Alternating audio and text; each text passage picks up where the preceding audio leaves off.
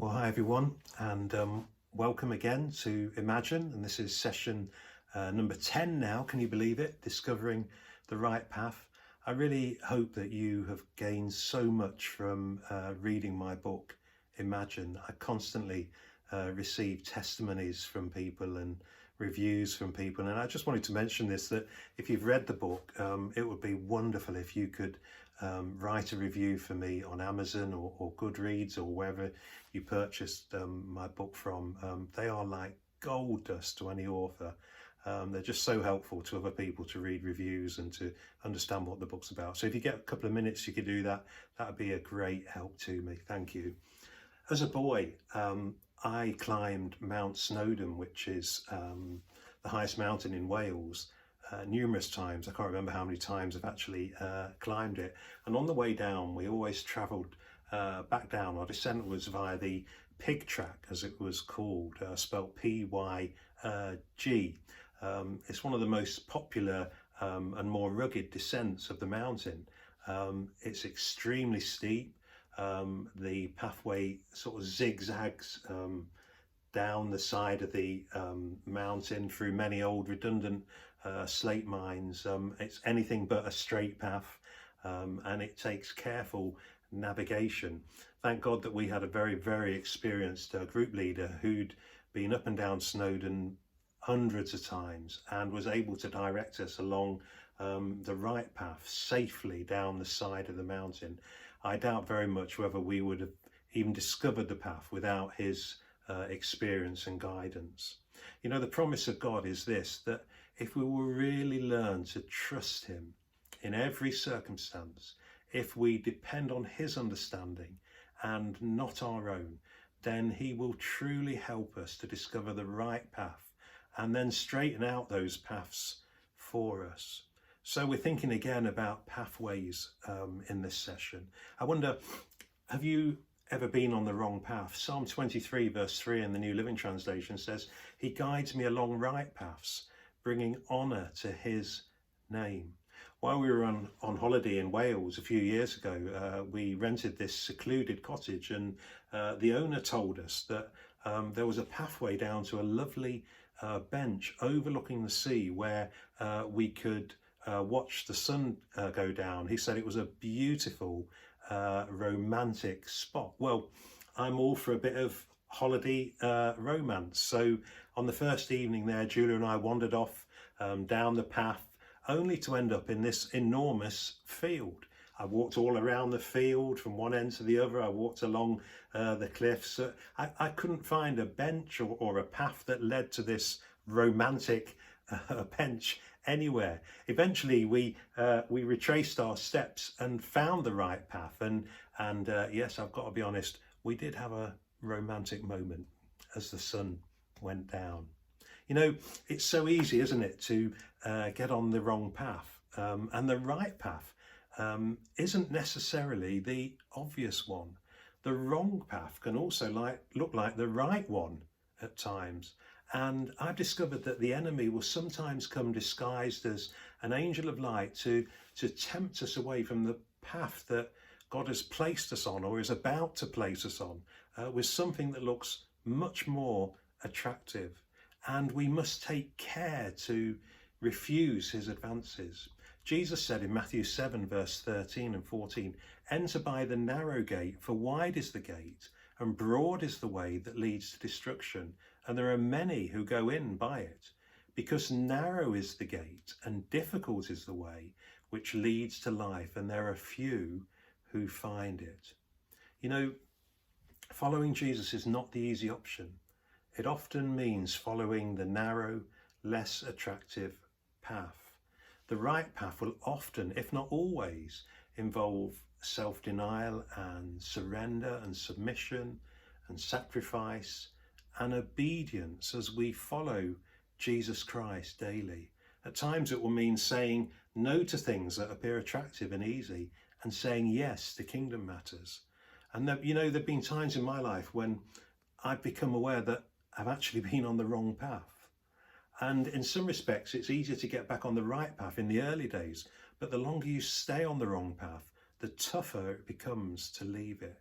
And when we do leave it, it can take a while to rediscover the actual right path.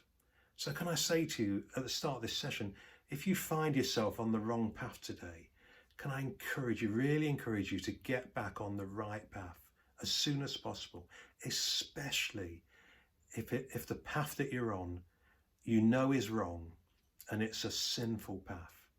In my experience as a pastor of many years now, the sinful path tends to get worse and lead us into further sin and problems. It's best to get off it as soon as you possibly can and get on the right path. So how do we discover the right path? Hosea 14 verse 9 in the New Living Translation says this: "Let those who are wise understand these things. Let those with discernment listen carefully. The paths of the Lord are true and right, and righteous people live by walking in them. But in those paths sinners stumble and fall." I love this verse, which talks so much about discerning the best path, the one that is true, the one that is right. And as we've said many times in this series, we can ask the Holy Spirit to be our guide and trust him to lead us into the right paths for our lives. And you know what? This is something I've discovered. There are actually two clear paths for us to follow.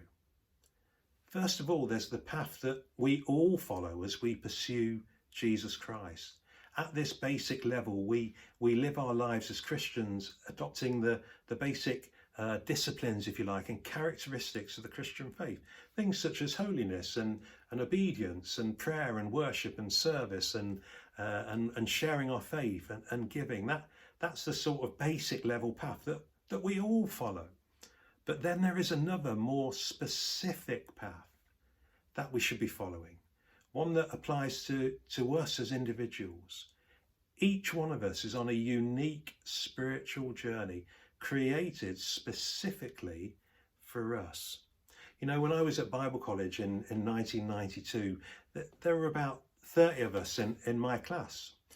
Since graduation, we have all followed different and unique paths, guided by the Holy Spirit. And I believe with all my heart that the key to living life in all its fullness is to follow Christ in whatever direction he leads us, along whichever path he leads and directs us upon.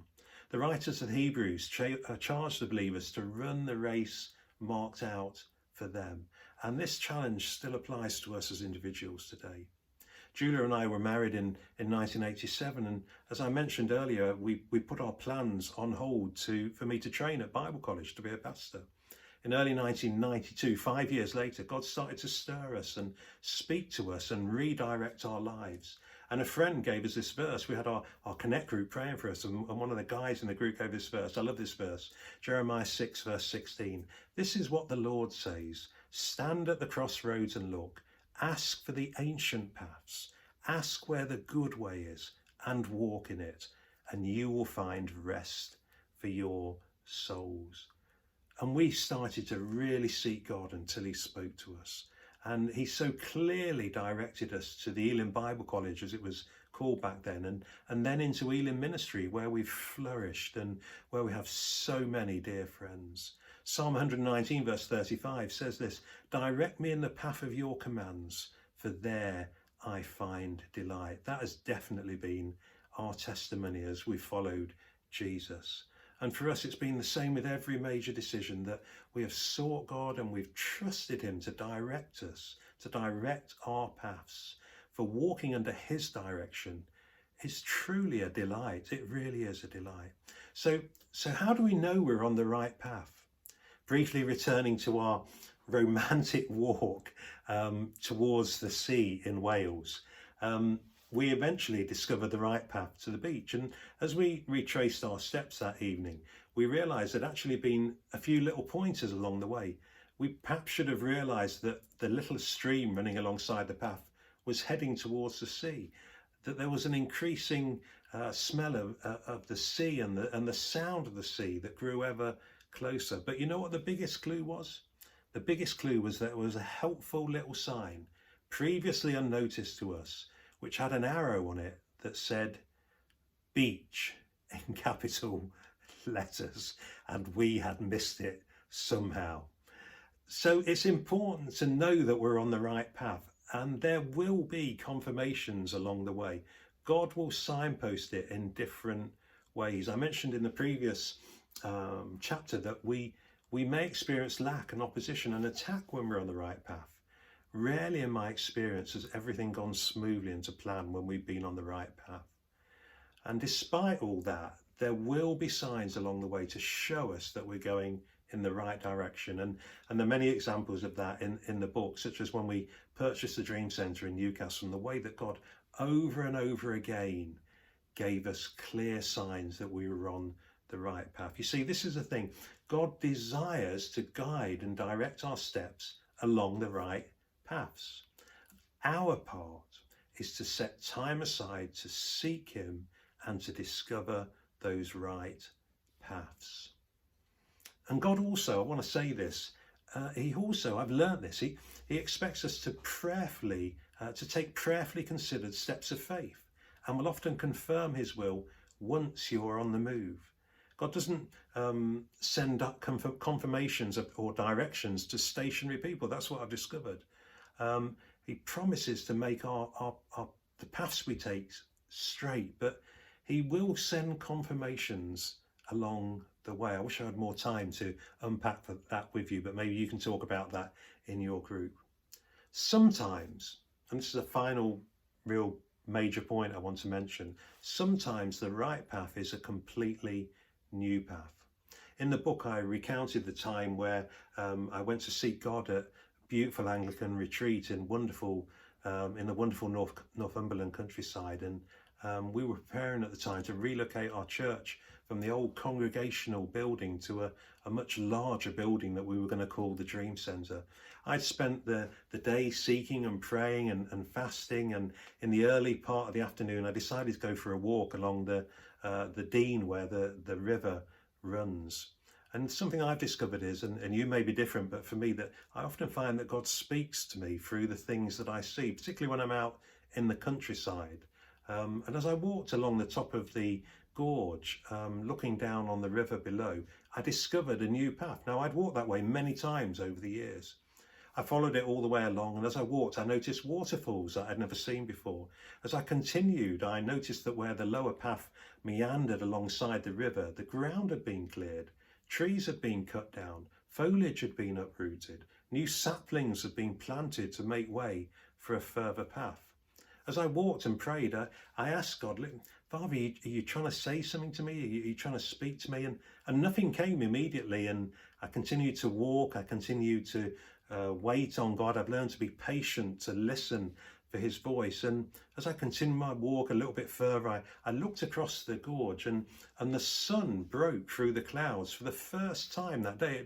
It had been a really cloudy day, a really miserable day, to be honest. And immediately at that moment, God whispered in my ear. God said to me, a new day has dawned. And my response to him, because I'm a bit of a comedian, I suppose, in some respects, is I just said to God, it's 2:50 p.m. You know, in other words, what do you mean a new day has dawned? It's 10 to 3. And then God told me the following, and it's a combination of verses from Ecclesiastes 3:2, Isaiah 43:19, and 2 Corinthians 5 verse 17. And this is what he whispered to me. This is what he said to me. See, I'm doing a new thing. The old is gone, the new has come. It's time to uproot and plant, and time to take a new path. A new dawn, a new day requires a new path. It's interesting, isn't it? That God never says, see, I'm doing an old thing. And he rarely says, I want you to go down an old path. He is the God who makes all things new. And perhaps you're standing on the brink of something new right now. Have you perceived it yet? Maybe it's a new day. I want to say to you, there's a new path for the new day. And as I stood and prayed, God showed me something else, that there was another new path. It was lower down the gorge, and it came to a dead end. And he said to me, Simon, notice how I brought you to a higher path.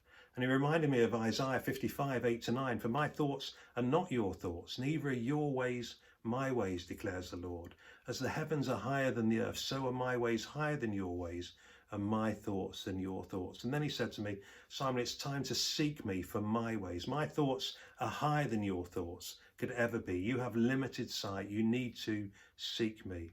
And then regarding the lower path, which came to a dead end, I felt God say, some people have been on the same path for so long that they haven't realized that it's a road to nowhere, that it's a dead end street.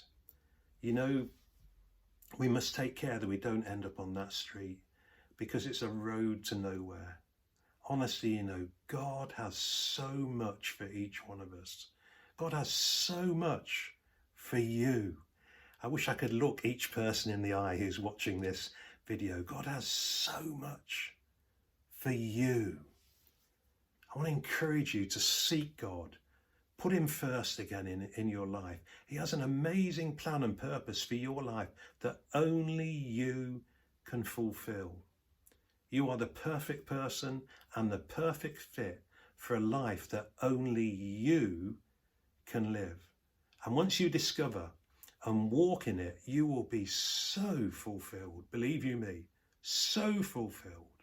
So don't miss out on that for a second longer. And once you've found that right path, stay on it. Stay on it. Enjoy living on it. C.S. Lewis wrote this: one road leads home, and 1,000 roads leads into a wilderness, into the wilderness. I want to encourage you to find that one road that leads home, that leads to everything that God has planned for you, everything he planned for you before you were born. What a wonderful thought that is. You know, it's so important that we discover the right path for our lives. We're all called to pursue Christ and to follow him along the pathway of Christian growth and discipleship. However, there's a specific and unique path that God has called each one of us to follow. And my prayer for you right now is that you surrender your life to Christ afresh, and yet ask him to help you discover the specific path for your life. Seek him until he shows you clearly. Ask others to pray for you.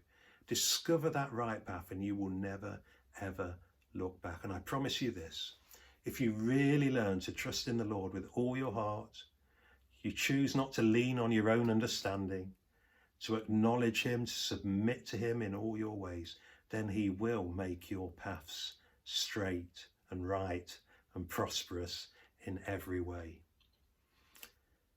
So that concludes our unpacking of Proverbs 3, 5 and 6. Over the next 7 sessions, we'll be looking at some of the areas where we at times struggle to trust God, struggle through dark and difficult days. How do we trust God at those times when nothing appears to be changing? I've been there, I can talk from experience.